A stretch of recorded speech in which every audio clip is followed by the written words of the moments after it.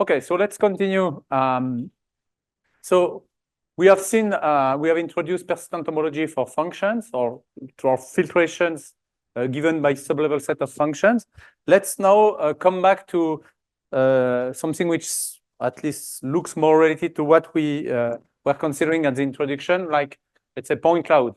So now the thing is that how do we do persistent homology with point cloud when we start from a finite set of points?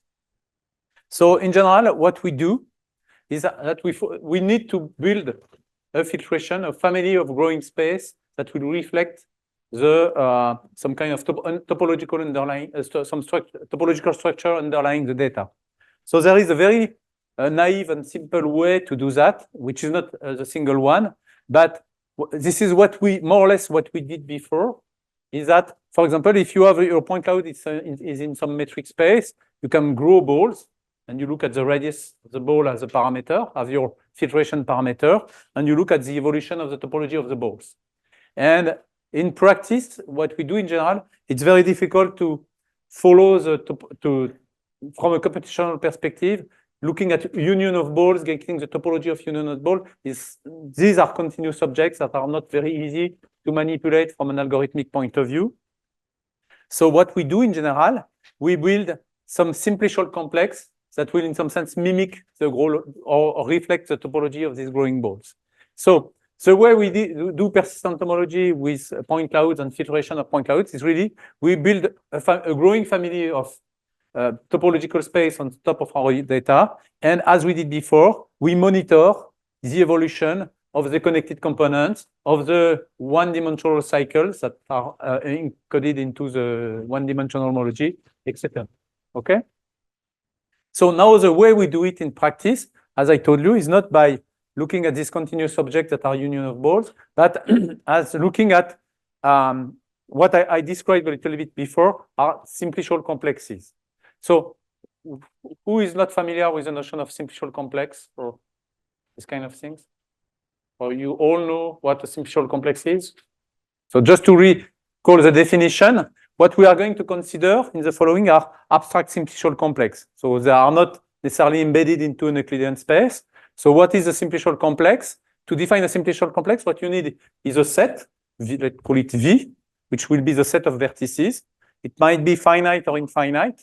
So you can, at the beginning, think about V being a finite set of vertices.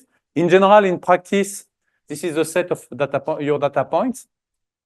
And a simplicial complex K is just a collection of finite subsets of V.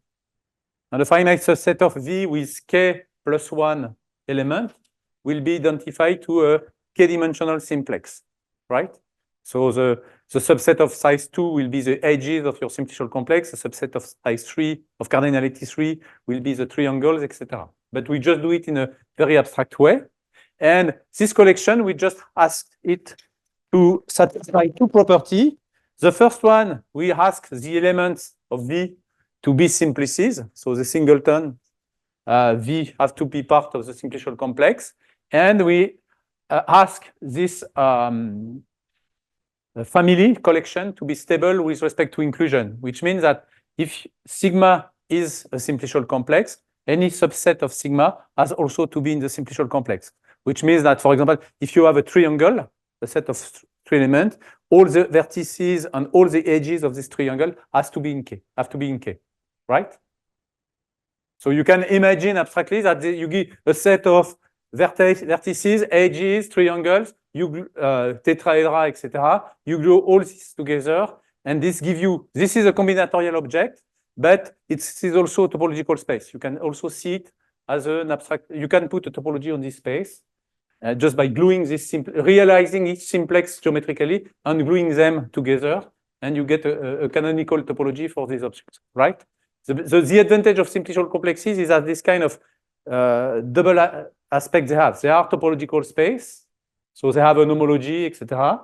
But they are also purely combinatorial objects, so they are very easy to manipulate from an algorithmic point of view, because you can describe them really in a purely combinatorial way. Okay? And what we will call a filtration of a simplicial complex K in the following, indexed by some set which is a subset of R. This is just a family of subcomplexes of K that is growing with R. This is an increasing with respect to the inclusion, which means that if R is smaller than R prime, K R is included into K R prime. Right? Okay, so a very classical, I'm going to come back, I will come back on the, so when you have a point cloud, in general in the metric space, you have many ways to build filtration. And what we will see is that, in fact, every time you have such an object, a filtration of a simplicial complex, you can look at the evolution of the homology of the subcomplexes, and you can define a persistent diagram exactly the same way as we did with functions. Okay. That now, when you do TDA, the question in general is that what kind of simplicial complex or filtration I can build on top of data. So there are some classical ones. I will just give you a few ones. But in general, depending on your application, on the context, you can design your own filtration that will reflect what you are interested in. And then you can put it in the persistent machinery. Once you have the filtration, persistent will automatically provide you the persistent diagram of this filtration. So let's, for example, I'm just going to give you a few classical examples. So one very classical example that makes the connection with what we have seen before, because I did not tell you in the previous class how to compute persistence, but one way to define a persistent diagram is that when you have a function which is defined on the vertices of a simplicial complex. So for example, this is the case when I mentioned this clustering algorithm. I told you you have a function defined on the vertices of a neighboring graph, and then you compute the persistence. But it's not a function which is defined on the whole space. But here, if you have a simplicial complex K, you have a function which is defined, a real valued function which is defined on the vertices of simplicial complex. We can extend this function to the whole simplicial complex as a where to each simplex, let's call it V0 with vertex set V0 to Vk. We just define the value of f on this simplex sigma as the maximum value at the vertices of this simplex. Okay? And if I now assign to, if I now order the simplices of, so does this give me a value for each simplex in my simplicial complex? I can order these simplices according to their filtration value, and this give me a filtration of my simplicial complex that will be the filtration, that will mimic the filtration by the sublevel set of the function, right? You only have to be a little bit careful because when you do that, you have many simplices that will have the same value. Okay? So if you want to keep a filtration, you have to take a little bit of care that in general you put the lower dimensional, when you have two simplex that have the same value, you put first the lower dimensional one and then the higher dimensional one to respect the rule of that you have a family of subcomplexes. Okay? And if you have two simplices of the same dimension with the same value, you can put that in any order. This won't change the persistence diagram at the end. Is that clear?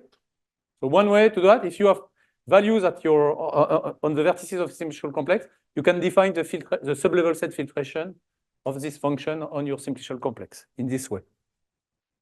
So that's an example. For example, if you have this simplicial complex which is made of one triangle on two edges, if the values are 0 to 1, 2, and 3 at the vertices, you extend your function in this way, and then you can define your filtration.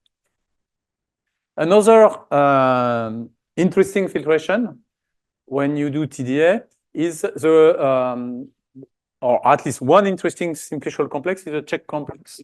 So if you have a topological space, which is covered by a union of, let's say, open sets, UI, you can define the check complex of this cover in the following way.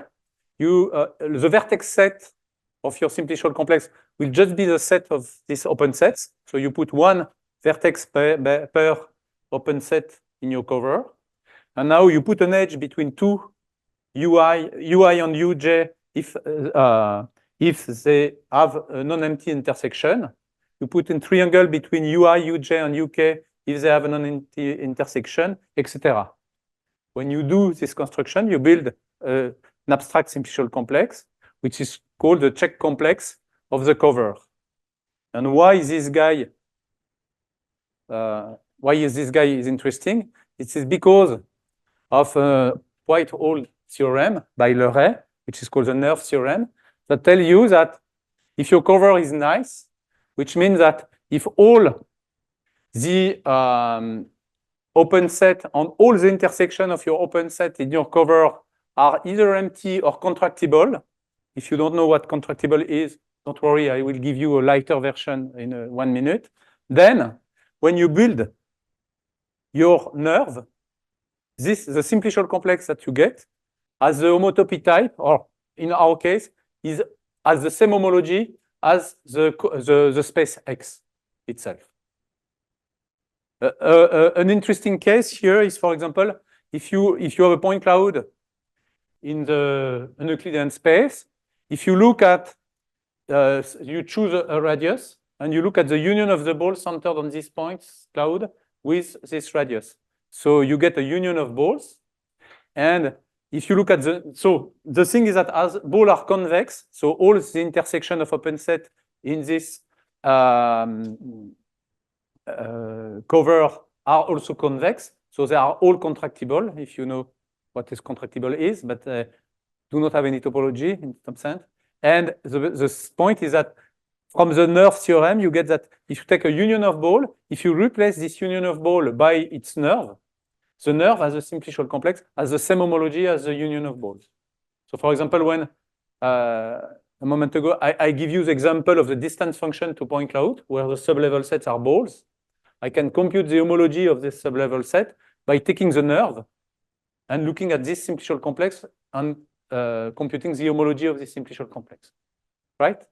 So this is the interest of, and if you grow your balls, now if you look at the radius of your ball as a parameter, by growing the ball, you get a families of check complex, which is a growing family that gives you a filtration, which is called also the check complex filtration. Okay, and we can do this in any metric space. So if you have a point cloud in a metric space, whatever it is, you can define the check complex filtration in the following way. For a real parameter alpha, we will say that a simplex P0, Pn to Pk span by this point is in the check of parameter alpha if, when you look at the intersection of the ball centered on the pi with radius alpha, if this intersection is not empty, you put the simplex in the filtration. Okay, is that clear? And in the if your metric space is a Euclidean space, you can apply the nerve theorem, and it tells you that this filtration has exactly the same homology as the filtration given by the union of growing balls around your data.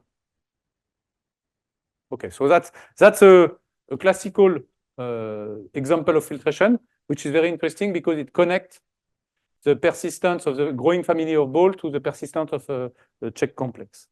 The only problem is that in general, it's quite difficult to compute in practice the check complex, because to decide if a simplex at some stage in the filtration, you know to test if a finite intersection of balls is empty or not, and this is not so easy to do, at least in practice. So what people are using a lot instead of using the check complex is what is called the Vietoris-Rips complex. So we are still in the metric space, and what we do when we the Vietoris-Rips complex is built in the same way at the beginning as the check complex. So you start with your point cloud, and now you put an edge. So for a given value alpha, you put an edge between two vertices if they are distant at most alpha from each other. So this is the same as the check complex, at least in the Euclidean space. So the one skeleton, the set of edge and vertices of the rips are the same as the check complex. But what you do with the rips is that once you have the one-dimensional skeleton, the edges. You build the flag complex on top of this graph. That is that whenever you have the 3 edges of a triangle, you put the triangle. If you have all the edges of a tetrahedron, you put the tetrahedron, etc. So formally, this means that in fact, a simplex sigma spanned by these PIs is in the RIPS of parameter alpha if and only if the diameter of this set of vertices is no more than alpha. So it's in some sense, for given alpha, it's larger than the check complex. But the advantage is that it's very easy to compute because you just need to know the pairwise distances between the points. And in fact, it is completely encoded into its one skeleton. Once you know the pairwise distances or the one skeleton of your RIPS, you can reconstruct the whole complex without doing any geometric computation. All right? So this is why it is widely used. And it is used. It is often used as a kind of proxy of the check because you have some kind of interleaving relationship between the check and the RIPS, which means that the RIPS of parameter alpha contains the check of parameter alpha over 2 and is contained into the check of parameter alpha. This is a very easy exercise to check this. Okay, so there is some kind of interleaving between these two filtrations. So that's another example of widely used. And from this kind of filtration, you can imagine many different variants. So for example, sometimes you may also have some values and some weights on your points. So for example, you could adapt the radius of the ball centered on the different points to the weight you put on the points. You can also put some weights on your input points, data points, and then just allow a ball or a point to enter in the filtration when you reach its weight value. So you have a lot of flexibility in the way you can build filtration on top of data. And if you look at the literature, there are people, depending on the application and what people want to do, there are many, many variants. Yes? Okay. So it's a check the one that is contained in the RIPS. This one is correct because there is always one thing you have to take care of is that here I ask the diameter, the distance between the 2 points to be at most alpha in the RIPS, which means that when I look at the check, this is when the 2 balls of radius alpha over 2 intersect at the edge. This is the reason why there is alpha over 2 here. You have to be a little bit careful if you look at the literature because sometimes people, when they define the RIPS, they prefer to put 2 alpha or alpha over 2 here to get alpha here and 2 alpha here. So there is no canonical or universal agreement on the definition of the RIPS. In general, it's up to a parameter of 2 here. But given this definition, without any extra tools, I think that already in about pictures. But you're right, but I did not put the parameters here. I did not tell you what is alpha. It's not for the same value of alpha. You're right. But here, if alpha is the radius, what you get is the RIPS for parameter 2 alpha here, and the check for parameter alpha. I should have written here 2 alpha and alpha. Okay? That's a kind of a mistake that we often make because there is this 2 that clear? Just let me check the time. Another also kind of filtration which is used is related. I will not go into the or I will give it very briefly. But another widely used, in particular in low dimension 2, 3, sometimes 4, filtration is the one which is called the alpha complex filtration, and it is defined in the following way. So it is done for points cloud in RD, in Euclidean space. And when you have a point cloud in RD, you can define the Voronoi diagram of this point cloud. So this is just the decomposition of RD into cells where you have one cell for each data point. And the cell associated to a point Pi is just a set of points in RD that are closer from Pi to the other Pj, right? This is what is called the Voronoi diagram. So now if you look at the nerve of this cover of the Euclidean space, this is what is called the Delaunay complex. So this is, if your point are, if you have a generic set of points, this is the triangulation of the convex hull of your point cloud. This is known as the Delaunay complex, right? And this simplicial complex, you can endo it with a filtration, which is called the alpha complex filtration.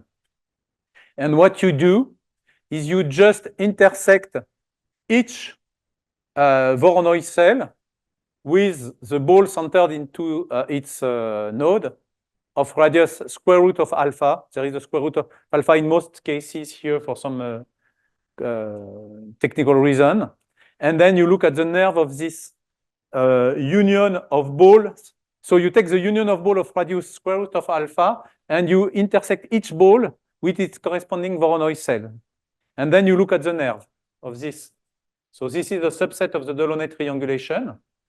And as alpha goes to infinity, you grow this subcomplex of the Delaunay until you get the whole Delaunay triangulation, right? And this gives you a filtration of the Delaunay triangulation, which is known as the alpha complex. And in fact, what you can prove is that the persistence, so the classical thing is that the persistent homology of this simplicial complex filtration is the same as the one as the growing ball or the one as the wall check. In general, it's much, in low dimension, it is in general much smaller than the check complex, but it has the same homotopy type as the check complex. So you can use to compute persistence this one, which is smaller than the check one. Okay, so that's another example which is also widely used. Okay, that's what I just said. Okay, now before going on, I did not give you a detailed algorithm way to compute persistence, and it could be the subject of a whole course because people have worked a lot on computation of persistence, but it's, of course, from a data analysis perspective, very important to be able to compute persistence. So I'm going to put all this under the carpet, just point you to, there is now various libraries that implement tools to compute persistent homology. So I'm going to advertise for my favorite one, which is developed in my team, which is called Goody. So this is a C++ Python library. In fact, you can do everything in Python. That, in fact, implements a data structure to manipulate simplicial complexes and filtrations and to compute their persistence. And there are also many other things in it, in particular, many tools to do machine learning and different tasks with persistence. But at least in this lecture course, and also in practice, you don't have to worry too much about how to compute persistence. The thing is that now there are some tools that allow to do it very efficiently. We will probably come back during the discussion this afternoon about what we mean by very efficiently. So this is just another advancement. You can, it's very easy to install. You just do a pip install Goody or conda install Goody, and then you get the library. There are some examples, and you can also, there is a whole developer teams for this library, so you can also contact them if you have some problem. It's quite easy to use. Okay, so now with this, all these filtrations, we can ask the same question as for persistence for function. Is the information we get, in some sense, really information? Yeah, do we have some robustness or stability property for persistence built on top of point cloud? So there is, in fact, a kind of general stability theorem that tells you that it's not a statement, but if you have closed spaces or data set, they will have closed persistent diagrams. So this statement does not mean anything, but if I implement it in a specific way, a case where, in the case, for example, of the RIPS filtration, if I have two data sets, X and Y, if I look at the RIPS filtration on top of X, the RIPS filtration on top of Y, I compute their persistent diagram. And if I look at the bottleneck distance between these two persistent diagrams, this bottleneck distance, if X and Y are subset of a same subspace Z, metric space, is smaller than 2 times the Hausdorff distance between the two dataset X and Y. Okay? So if you have a point cloud with some persistent diagram, if you want to change its the persistent diagram of its Rip filtration by more than epsilon, you need to move your point cloud by at least epsilon, by more than epsilon in the Hausdorff metric. Do you all know what is the Hausdorff distance between compact set? Just, is that? Feel free to tell if you want me to recall the definition of Hausdorff distance. No, it's fine, or? Okay, I can recall it very briefly. The Hausdorff distance. So maybe before defining the Hausdorff distance, maybe one also, I'll give you the Hausdorff distance here in a few minutes. But one thing is that the way I wrote the statement here is not with saying data set, but I even put here compact sets. So in fact, one interesting thing is that when you think about the definition of abstract simplicial complex, you don't necessarily need the set of vertices to be finite. So if you have a compact set, or in fact any metric set space, you can build the Rips filtration on top of this set, where every point of the set is a vertex. So and the thing here, what I'm implicitly saying is that even if X and Y are not finite, are compact metric spaces, I can define the persistent diagram of these spaces. Intuitively, it's a little bit more difficult to imagine because I cannot, I have infinitely many simplices to add, but what I'm saying here, and it's a non-obvious result, that in fact, if your spaces are compact, we can define persistent homology. I will tell you a little bit more about this in a few seconds. Okay, and this result holds for Rips, that you can replace here Rips by check complex, and there are other families of filtration for which you have exactly the same stability result. I'll also come back on the statistical perspective maybe tomorrow. Yes, so just a word about what is a Hausdorff distance between compact set. So the Hausdorff distance is just a metric on the space of compact subset of a metric space. And now if you have two compact subset of a compact metric of a metric space M, let's call them A and B. So for A, for example, you can define the distance function to A, which is just for a point B, the distance to the closest point to B in A, right? And you can do the same for the distance to B. And then you define the Hausdorff distance as the maximum between the distance of all the supremum of the distance between all the points of B to A and the supremum of the distance of all the points of A to B. Okay? Equivalently, this, if A and B are subset of an Euclidean space, this is just the subnorm of the difference between the distance to A function and the distance function to B.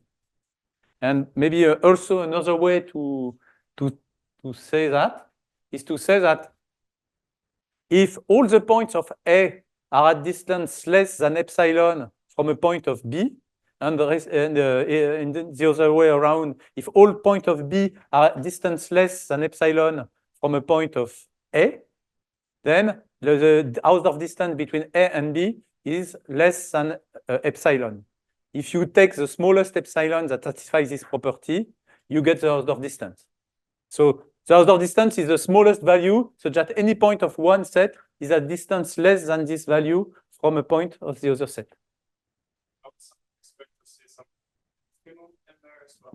It's like I mean, if you have sorry, I think there is a mistake. No. Sorry. This one is an infimum. Yeah, you're right. You're right. Thanks. That's a typo. But here, the distance from B to A is the infimum, is the distance to the nearest neighbor. So this is an infimum here, this is a supremum here, and this is a max here. Okay? Does it clear? Okay. So we have now this second stability theorem for persistence. We are not going to prove them because it's a bit tricky and it's a little bit of work to establish this kind of result. I'm just going to give you a few words about where they come from, because in fact, these two stability results are particular cases of a more general result. I won't go into detail because I don't want to overlap too much Thomas' lecture. But in fact, one thing is that, as I told you before, what we have done up to now is we started, in fact, from nested family of spaces for the inclusion, growing filtration, which are growing family of spaces. And what we are interested in the evolution of the homology of these spaces. So as we have families of spaces that are included into each other, as I told you, one property of homology is that when I look at the homology level, this inclusion, they give rise to a sequence of linear maps that connect these spaces. So whenever I have, so for example, if I have a filtered simplicial complex S, when I look SA and SB in the filtration, where A is smaller than B, the inclusion of SA into SB induces a linear map from the homology of SA to the homology of SB. Okay, that's a property of homology. And in fact, where the persistence, where I got the persistent diagram from this information. And in fact, persistent homology is associated to this object that we can see as a more algebraic and abstract object, which is called a persistence module, which is just, for me, a persistent module will just be a parameterized family of vector spaces indexed by some subset of R. So let's say that this is R to avoid any discussion. And a family of linear map that goes from VA to VB whenever A is no larger than B. And that satisfies the obvious rule that when I go from A to B and then from B to C, this is the same as going from A to C in terms of composition of linear map. And I also ask that when I don't move, I go from A to A, I get the identity map on VA. Okay, so this, when I have such an object, algebraic object, I call it a persistent module. And as I just told you, if you have a filtered simplicial complex, if you look at the homology of all the subsimplices and the linear map induced by the inclusion, you get obviously get a persistent module.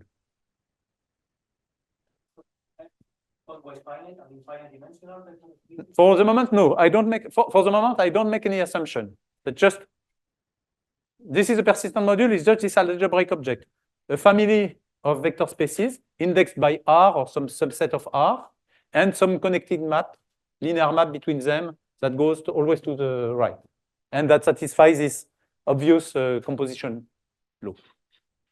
So filtered simplicial complex give rise to a persistence module. The RIPS filtration at the homology level give me also obviously a persistence module.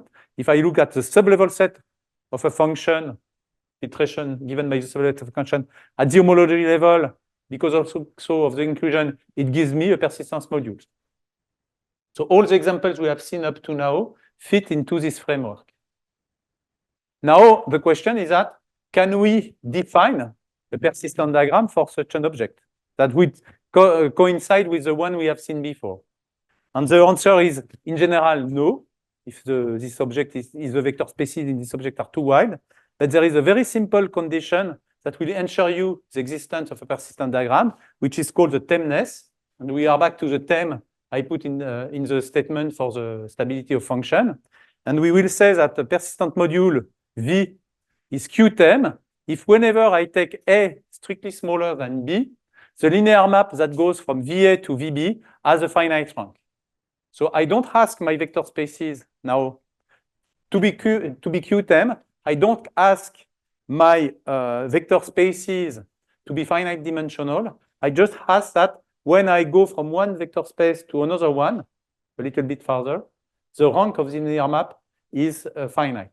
In some sense, I just, whatever the small jump I make, the number of persistent features have to be finite. That's things that persist when I go from one parameter value to another one. Okay? And there is a theorem, which is a general theorem that tells you that as soon as I am Qtem for a persistence module, it will have some well-defined persistence diagrams.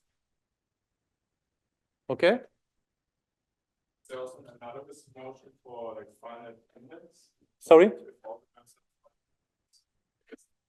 It works here. I put R just to avoid any discussion. What do you mean by finite index? For example, the linear maps are finite co-kernel, like finite dimension co-kernel. Is it enough to get? Like also I don't want to tell you some stupid things, so I prefer not to. maybe it's supposed. Maybe Thomas no, but yeah, you can. That's one condition to be persistent diagram, kind of general one. Yeah. What if you say Q means for quadrant, because roughly the intuition it will become clear in a moment is that when you have a persistent module, when you have its persistent diagram, the rank to go from A to B, if A is here, B is just you take the quadrant, this upper quadrant, okay, that has a corner point here. So this is the left upper quadrant with corner AB. The number of points here is equal to the rank of VAB. So what in fact, when I asked, if you already know that you can define persistent diagram, saying that you are Qtem means that when you look at the persistent diagram of your persistence module, when you take any quadrant here, when you look at the number of points of your diagram in this quadrant, it has to be finite. So Q means quadrant. Okay, so I'm not going to prove this theorem because it would be a bit long, but I just want to tell you a kind of vague intuition or the main idea of the proof of this theorem, which is in fact something I will come back on it, is that, and this is the reason why I prefer to represent persistence as diagram rather than barcodes, is that when you have a persistent diagram, this is a finite, or this is a discrete set of points in the plane above the diagonal, and you can equivalently, when you have such a diagram, see it as a measure, like you just put a Dirac at each point, you weight your Dirac with the multiplicity of your point, it has some multiplicity, and then you can define what I call a measure on the rectangle, is that whenever you take a rectangle, you can associate to this rectangle a non-negative integer, which is the number of points of the diagram counted with multiplicity, right? And when I have a diagram, a rectangle, okay, and this is completely equivalent. If you now define a function that goes from the rectangle with sides parallel to the axis in R2 to the non-negative integer, which is additive, that means that when I split the rectangle into two pieces, this formula is additive. I can associate to such an object. If it takes its value in the natural integers, I can associate to the value a diagram. I can locate the places where there is some mass, right? And you can prove easily that this is exactly equivalent. So we can see now persistent diagram also as a discrete measure on the rectangle in the plane above the diagonal, in the half plane above the diagonal. And now, intuitively, when we had a persistent diagram, the points that are in the rectangle AB times CD correspond to the topological feature that appeared between A and B, because they correspond to intervals that started between A and B, and that ends between C and D. So in some sense, you get the guy that were born between A and B, and that died between C and D. So this is a representation here in terms of persistent barcodes. And now, intuitively, if you want to count this number of points, if I take this formula here, which is well defined because I'm Qtem, so all these numbers are finite integers, you get exactly that. Because when you get the rank of VB to VC, you get exactly the number of, this is intuition, okay? I'm not talking about something which is rigorous, but intuitively here, you take all the guys that were in VB and that are still here in VC, or independent, okay? So you get here the number of people that were in VB that are still here at time C, and you remove the guys that were here at B and that are still here at D. So when you do the difference here, you get the guys that were here at B, but that that disappeared. This difference gives you the guys who died between C and D, right? If you do minus these things, you get exactly the same with replacing B by A. And when you do all this, you get intuitively exactly the number of interval that started between A and B and ended between C and D. Okay? There are some other ways also to see persistent diagram. In fact, these barcodes also are related to some notion of decomposition and irreducible representation, decomposition, but that's just to give you an idea. So the idea is that intuitively, if you want to counter the number of points here, you can do it using this formula. As I'm Qtem, this formula is well defined. And you can easily check that this is a measure in the sense that if I split my rectangle into two rectangles, either in this way or in this way, this formula is additive. This is just two lines of computation. All right? So as soon as I'm Qtem, I use this formula, and this defines the persistent diagram as a measure on the space of rectangles. All right? So I gave you the definition of persistent diagram. Of course, proving that this is defined correctly, you have to be, there is a lot, this is the main idea.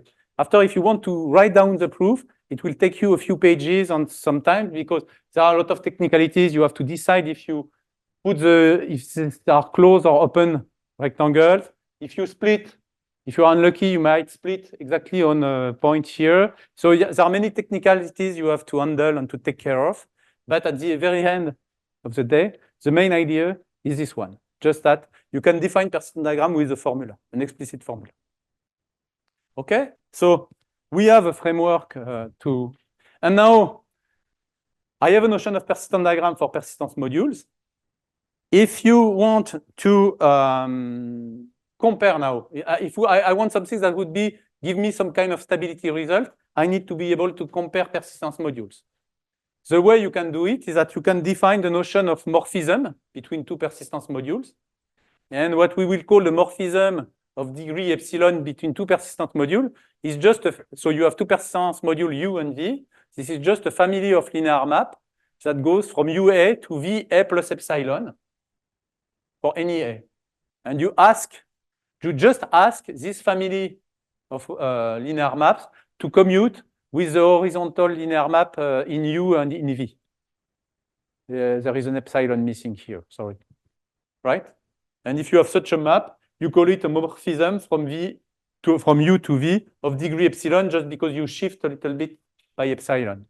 And now what we will call an epsilon interleaving between U and V, this is just two morphisms of degree epsilon, one from U to V, I call it phi, one from V to U, I call it psi.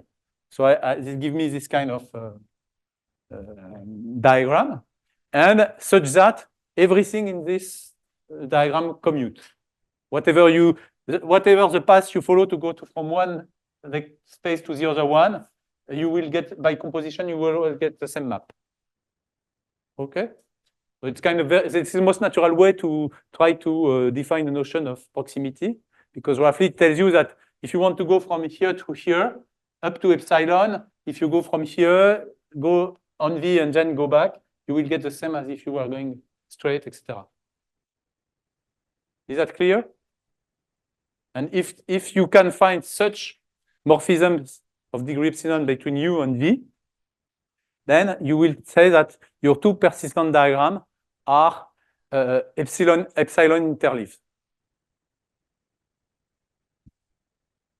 And now, with this notion of interleaving, that in some sense quantify some kind of algebraic proximity within your persistent module, you have a stability result general stability result that tell you that if you have two persistent modules U and V that are QTEM, so they have well-defined persistent diagram, if they are epsilon interleaved, then the bottleneck distance between their diagram is upper bounded by epsilon.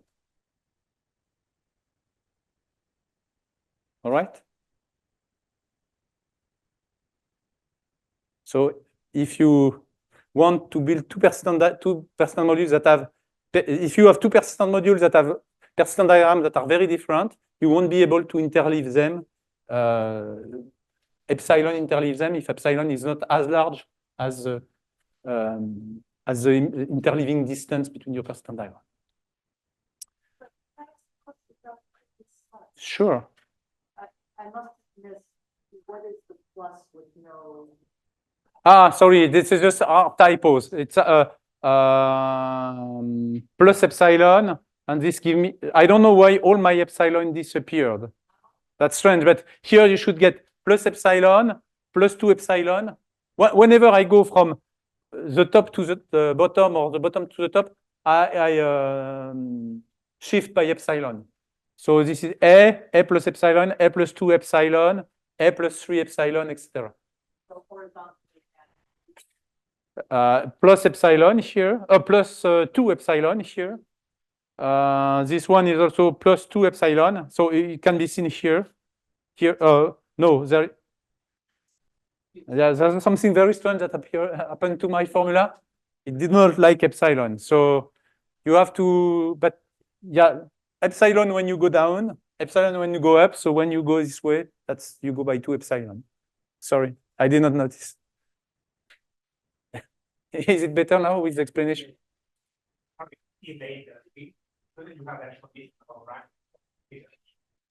No.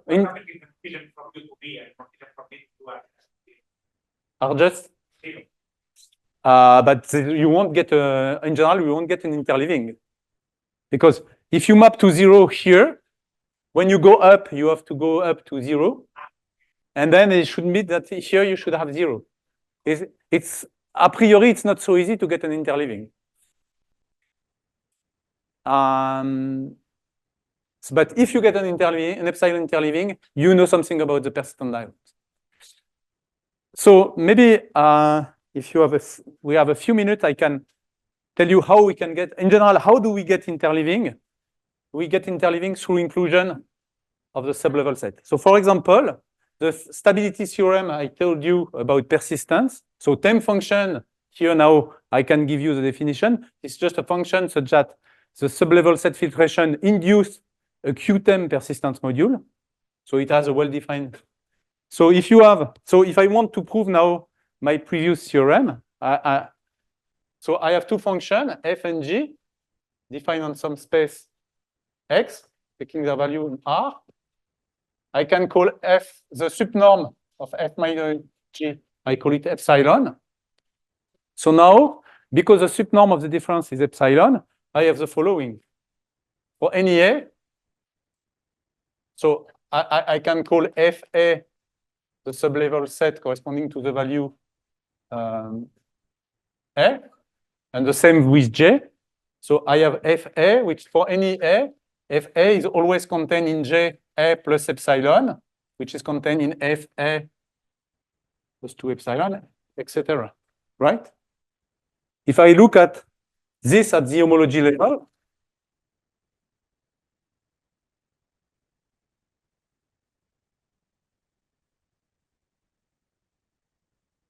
I get exactly an epsilon interleaving between the homology of the sublevel set, the filtration of the sublevel set of f and of g.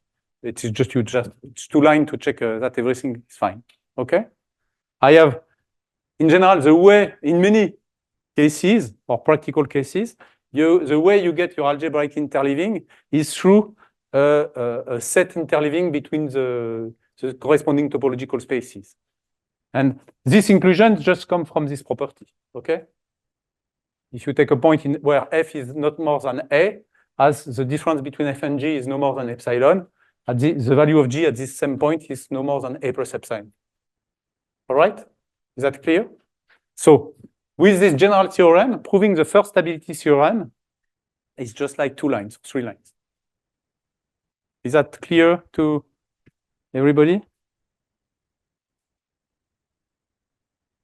Okay. And this kind of general theorem give you some kind of machinery to prove theorem in different settings, because in fact, if you are in some specific problem, if you are able to build filtrations that are QTEM, but in general, in practical application, QTEMness is easy because you work with finite sets, etc. So not only the rank are finite, but in general, the spaces you build are finite dimensional. So the rank are automatically finite. And if your filtration turn out to be epsilon interleaved as soon as your dataset are epsilon close or order of epsilon close in some sense, then you can immediately apply your theorem and get a stability result. And that's the way we, you can, as an exercise, but it is a little bit more tricky, this theorem is also a consequence, a little bit less immediate. You have to work a little bit of this theorem I just gave you, right? But if you change the filtration, and an interesting property here is that, in fact, if I'm not in a metric space, but I'm in some space where I just have a kind of similarity measure instead of a distance. In fact, proving this result from the stability result does not necessitate a triangle inequality. So if you have some kind of pseudometric or a similarity measure, it's enough to build some RIPS filtration associated to this similarity and to get this similar kind of result, where here the Hausdorff metric will depend on the similarity measure. But you really have to, at least taking the data analysis or TDA perspective, you have to see this as theorem as a kind of machine that allow you to provide some theoretical guarantee on some specific, whenever you build some specific filtration or you try to build some specific persistent modules. Okay, I think maybe it's a good time to stop now. And